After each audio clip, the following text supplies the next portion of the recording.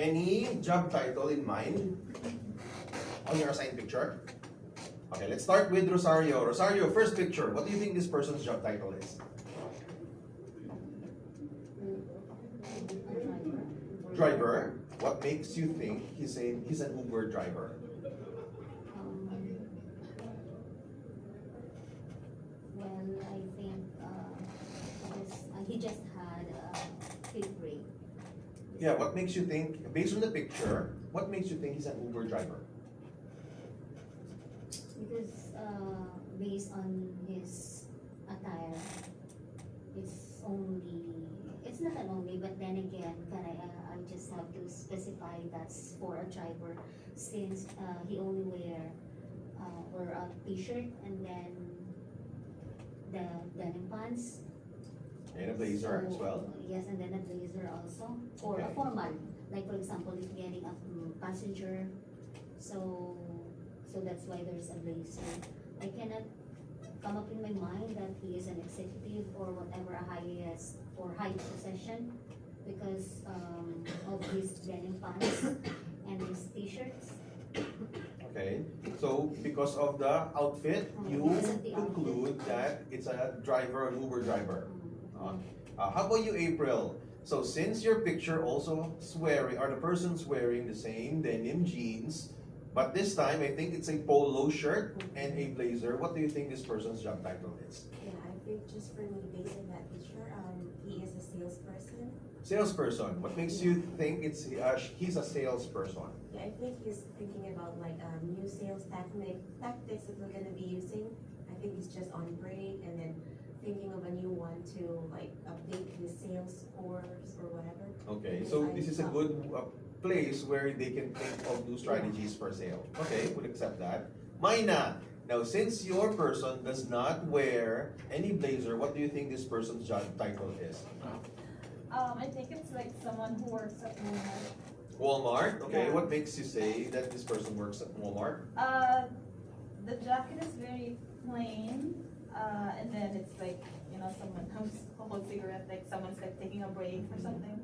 Okay. And with the hat, I'm not sure if that's included, but yeah, based on my perspective, it's like, someone who just took their break or someone who likes, I'm not sure what you call that person who like the gondolas in the convenience store. Cashier? Someone like that, yeah, like someone who works in like a In a convenience convenience store or store. in Walmart. Okay. And because he's taking a break somewhere near the convenience store, probably where he's working out. Okay. Probably. Darren, now you have a totally different look. Yes. What do you think this person's job title is? Based on the first glance, it's someone that works in a high-end company, and based on the quality of the full attire, my first opinion is maybe like a manager or someone hired. Okay. And based on the suit, Yes, the it's a very high tie. quality. So Okay, that's the common answer that we're getting on the fourth picture. But to surprise you guys, the person on all of this picture is Mr. John Wick. You guys familiar with John Wick? Yes. Keanu Reeves. And we can have a different perception based on how he looks, not knowing that if he is John or if he's Keanu Reeves or not. And this is why this is the best activity that we can do for our topic, which is perception management. How perception management can help us become a better leader with our peers or with our agents at the same time. Okay. So to start, since you're the first one who came in, I want you to read the objectives, please, Rosario. Objectives: define perception management. Okay. Determine the importance of perception management. Discuss the four-step perception management. And discuss how your verbal and non-verbal gestures affect people's perception about you. Okay. So of course, we will have to start by understanding what is perception management. And then we need to understand the importance or the impact of perception management in our current role. We also gonna teach you 4 steps on how you can change your perception from others and how your verbal and non-verbal gestures affects people's perception towards you. Okay. So to start, we'll first need to understand what is perception management. Darren, can you read the first box for us, please? It is the process by which individuals organize and interpret sensory information, stimuli, to understand and make sense of the world around them. Right? This is the definition that we can see in Google or in any dictionary. But to make it simpler, we have this. Maina, can you read the second box, please? In a nutshell, perception management is the ability to create an impression through conscious activities and awareness through the impact that one's behavior could have. To be successful, you must assess yourself to determine if there is a need for you to adjust your communication style, encourage feedback, and be aware of how you adapt at every step of the way. Okay. Now, April, can you explain to us how you understand perception management?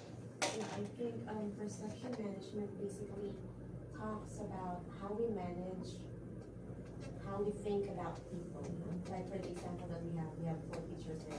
So usually as a person, we judge a person that we don't know physically, like the first thing that we saw about them, like of course the attire or the facial expressions or whatnot. So in terms of that, of the what that we have there is we will talk about how we manage that, because usually when you get to know the person, your perception changes as well. True. So you or all of us may have their own perception towards each other, man. Especially if you're if it's the first time that you saw that person or you've encountered that person. It may be through the way they look, the way they act, the way they talk. It can be a different perception. And with this perception, it's very helpful, especially as a leader, the way we can control our agents. So perception management, we have skill and we also have the will. This is where we are being perceived by others, and this is where perception happens in the middle. So to talk about skill and will, we have to understand what do we mean by skill, what do we mean by will, right? Going back to you, Maina, in a group of, let's say, 10 agents, how would you know which of those agents are skillful and which are not? Well, I think if basing on the perception management, I think someone who dresses well, Okay. like someone who like wear a good attire, like it can, it can like create an impact to like provide impression to others, Okay. like that they have that skill. Right, that's correct, right? But we are being perceived based on our skill, right? So given the set of agents, which do you think is more skillful and which are not? Rosario. Well, for me, if we base for this one for the perception that we talk about right now, first, if you ask me on how I can assure that those agents are being skilled by their on the way on how they dress. So based on our learning right now, I cannot judge by those person if we cannot communicate immediately. Okay. And then with that, we will just have to have a communication first, because basically, for this one, this is just like that we cannot judge the person in the first place. We'll just have to communicate and then have the feedback or one-on-one with those agents, so that at least we have an idea first if that person or if that agent is truly skilled or not. Okay. I think we're too much advanced. We understand that our topic is perception management. No? Going back to what your current role is, let me go with April this time. You're currently in nesting, right? How do you think, or how do you measure how skillful you are based on the last 2 days that you're taking notes? I think the way we manage tools and also like to navigate and be resourceful. Okay. Oh, how about you, Darren? If you'll be put in a nesting phase, how would you know that you are now skillful from today rather than from the previous days that you're taking calls? I think for me, it will depend if, I think first it would be the product knowledge, and then afterwards, if I can differentiate what I like missed before on my previous calls, and then what I could have applied for future calls. Okay, we're going there. So how would you know that you're already doing good when it comes to your tools utilization or your product knowledge? Oh, Darren, how would you know that you're really doing good with product knowledge this time?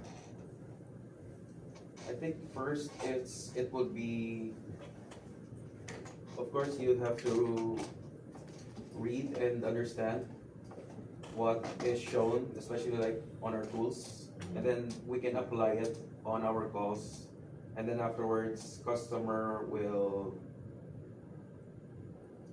like be satisfied with the service that we have provided. True, right?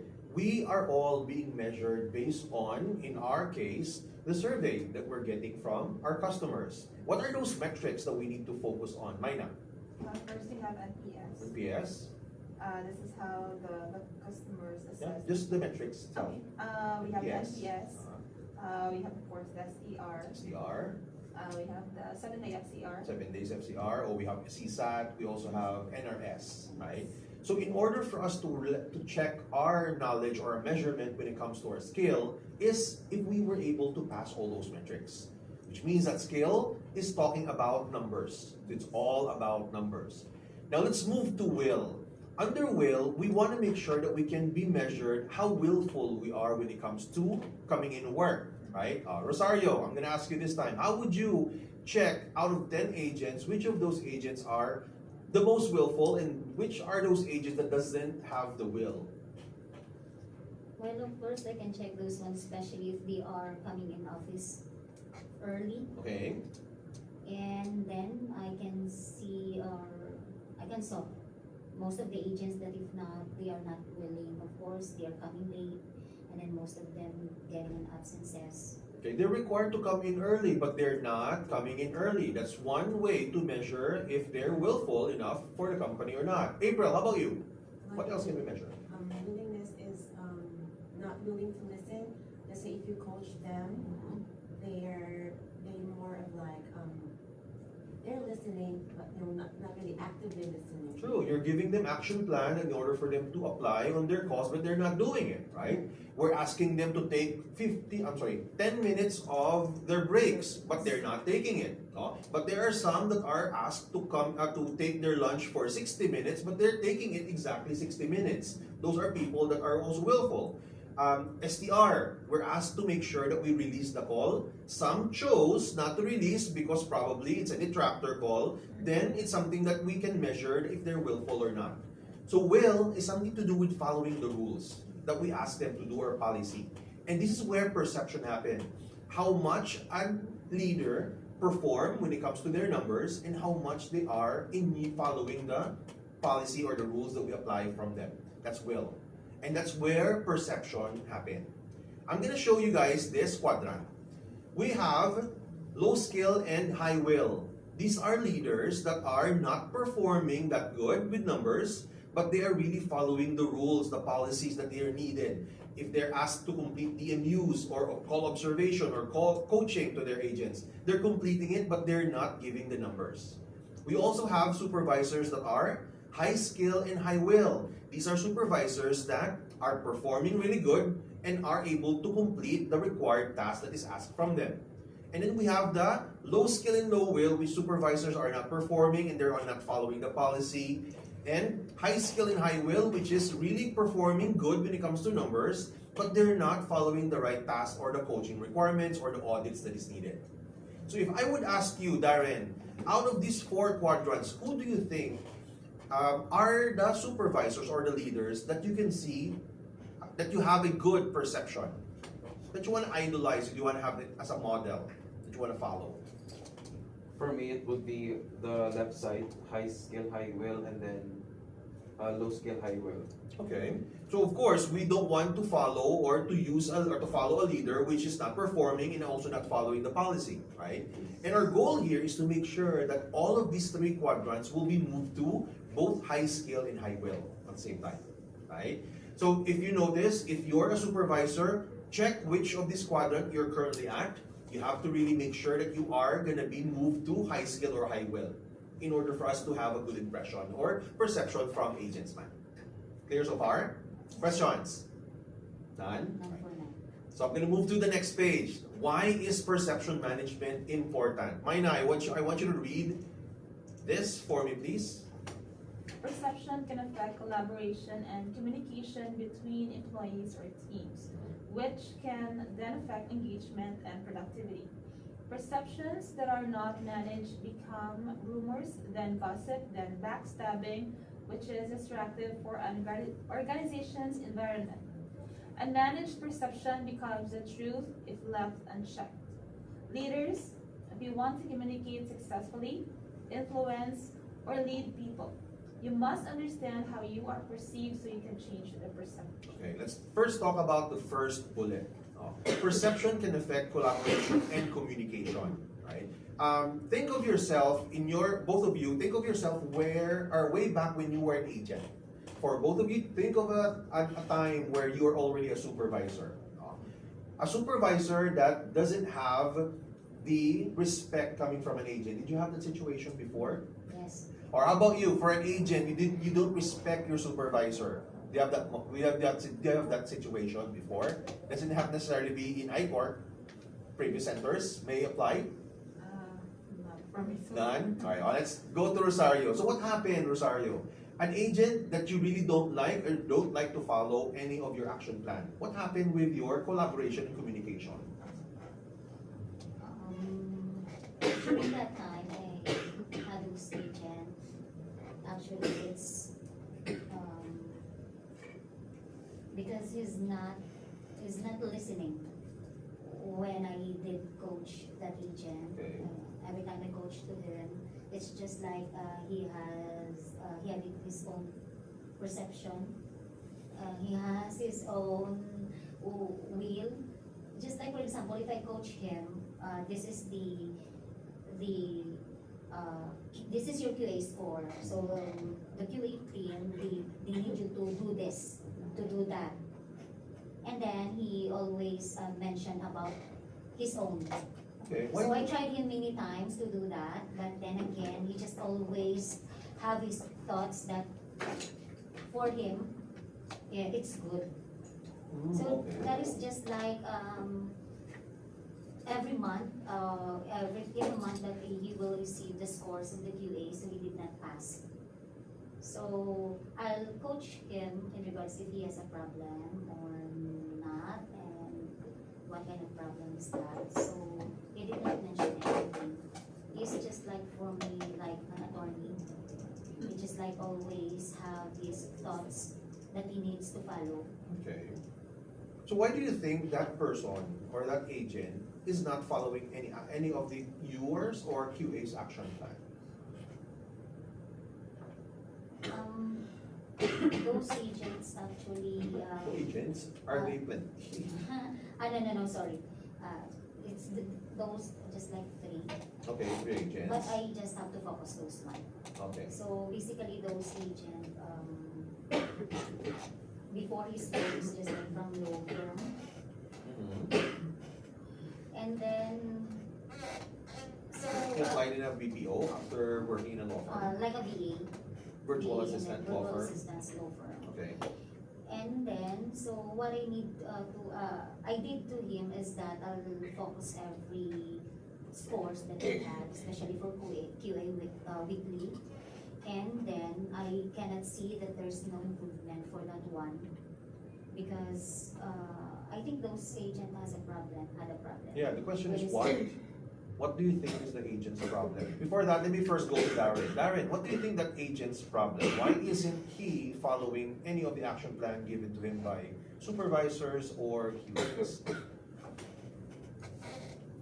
I think for me, based on the story mentioned, first it's regarding a will issue, and the agent has his own action plan. Regarding why he's not following it, Yeah, why? The question is why? Why isn't he following any of the action plan asked from him to do? Let me go with Mina. Mina, if you know any of the agent that has the same behavior, why do you think they're not following? Well, it's either they're not favored with the kind of instruction being provided. At the same time, they have this what we call trust issues. Okay. Wherein they like don't. How can I say this? It's like when you're providing an instruction, it's like they are not really attentive or not really in the will to follow it because maybe they seem like it's just an instruction, so I will not like probably follow it because it's not really relevant somehow, something like that. So Right. So they need to make sure, or they need to get some assurance coming from someone that they really know that can really help them. Supervisor, yes, it's something that they can use, but we need to make sure that we have to understand if how they perceive us in order for us to perceive them at the same time. Change their perception. And this can definitely destroy communication or collaboration between supervisors or even trainers if you don't have that perception, a good perception coming from the agent that you're being coached. This is one important reason why we have to really have that good perception from people. Next is perception that are not managed become rumors, then gossip, then backstabbing, which is destructive for an organization's environment. An example would be Darren, agents or trainers or trainees, are saying that Darren is too cocky. You guys know what cocky is, right? Darren is too cocky. He's always showing his iPhone 17 Pro Max when we were in training, right? And then those rumors would reach new trainers. I've heard that Darren is one of the cocky trainers that we have in ICOR. Then it will become, oh, that's Darren, that's the cocky trainer that we have, which is going to be destructive to organization's environment, right? So one rumor will become gossip, and then if they see Darren, they would see it as backstabbing. And unmanaged perception, and if it reached Darren, knowing that he is being now called as a cocky trainer, and if he does not do anything about that perception, it will become truth with the new trainers, batch after batch after batch. So this is why it's very, very important that we have to manage the perception of others. If we have to change it, then we have to change it, it will go to our 4-step perception management. This is how we can manage perception towards us. Now let's first start. First is always think how people perceive you without any interaction involved. How do you think that person perceives you? You can see it through their action, you can see it through the way they look at you, the way they talk towards you probably later, but you would also know the perception that is being perceived by that person without even talking to them. That's the first one. Next is, how are you actually perceived? This time it includes interaction. The words, the tone, the pace of that person that you're talking to. Do you think he is perceiving you in somewhat in a good side or in a bad side? Number 3, how do you want to be perceived? After thinking and interacting with that person, you have to self-assess yourself to check if this is something that you want to be perceived by the person or not. You would know if the interaction is good, then the perception is good. But if the interaction is not that good, then it may be a bad perception coming from the person. And you have to think and assess yourself if this is how you want to be perceived by that person or not. Because number 4, this is how we now start to change people's perception. Self-assessment is something that we have to really do a never-ending way for us to make sure that we have to self-assess ourselves, to make sure if we are being perceived good or not, because it can really help us when it comes to our role, when it comes to our communication and collaboration with people. Going back to my earlier example, Darren is being perceived as a cocky trainer. April, if you're Darren, how would you change people's perception? So if I'm that trainer, like showing off or something, of course you have to lessen that, showing off whatever cell phone you may have. And then you talk to people, you don't distance yourself to that. If you're being perceived by this specific action, then you have to lessen that specific action. Rosario is being perceived as a loud and full of profanity type of supervisor because we can hear her talk about profanity in the smoking area. So, Maina, if you're Rosario, how would you change people's perception? well, of course, I would lessen the profanity word that's coming. It's Yeah. just that simple, no? So in order for us to change others' perception, we have to make sure, number 1, assess ourselves, assess the perception from others, and then identify why do they perceive you that way. You can talk to that person, or you can ask feedback from others. And this is why feedback is really important. Now let's proceed to why do some of us refuse to seek feedback? Rosario, can you read, please? Some just want to hear feedback from others. Some are afraid to hear feedback because they can easily be offended. True, Yes, right? correct. Some just don't want to hear feedback, or they can easily be offended. Yes. In order for us to have a good perception, it's not a question of are you ready for feedback or not, but we have to really take the feedback in a positive way in order for us to develop ourselves, right? Next, April, can you read it for us, please? Yeah, why is feedback important? Find out what others perceive about you by asking feedback from people you trust and spend some time on self-reflection. If you do not know how you are perceived, then you cannot change things. There. So you cannot change whatever you are doing if you don't know how to assess yourself, how you're being perceived in as well.